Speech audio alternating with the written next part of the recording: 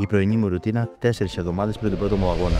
Η μέρα μου ξεκινάει με ένα ρόφημα που έχω πριν την αεροβική μου άσκηση, στο οποίο βάζω 3 γραμμάρια καρνιτίνη, 10 γραμμάρια essential αμινοξέα, 10 γραμμάρια γλουταμίνη. Το πίνω στα γρήγορα και φεύγω για την πρωινή αεροβική μου. Έχω 40 λεπτά ελλειπτικό. Το πρώτο πράγμα που κάνω μπαίνοντας στο σπίτι είναι να πιω μία δόση από την υδρολυμμένη πρωτεΐνη, την Dorian Yates, και ξεκινάω να φτιάξω το πρωινό μου. Σε ένα μπολ θα σπάσω 8 ασπράδια και ένα κρόκο. Θα προσθέσω 75 γραμμάρια cream of rice γεύση cookies, φανταστική γεύση. Θα χτυπήσω πολύ καλά το μείγμα μου και θα το προσθέσω στο τηγάνι σε χαμηλή φωτιά. Μέχρι να ψηθεί η πιτούλα μου, σε ένα άλλο μπολ θα βάλω ένα σκουπ isolate πρωτεΐνη. Θα προσθέσω 30 ml νερό και θα ανακατέψω πολύ καλά. Να φτιάξω ένα ωραίο άλυμα που θα μπει πάνω στην πιτούλα μου. Αφαιρώ την πιτούλα μου το τηγάνι και ρίχνω το άλυμά μου, το απλώνω πολύ καλά να πάει παντού. Θα προσθέσω σιρόπι χωρίς θερμίδες και φυσικά λίγη κανέλα. Εδώ φυσικά να σας πω ότι όλα τα συμπληρώματα μπορείτε να τα βρείτε στο site μας Develop Store και με τον κωδικό SPTEAM15 θα έχετε και 15% έκπτωση. Και έρχεται η ώρα της δοκιμής. Απλά απίστευτη γεύση.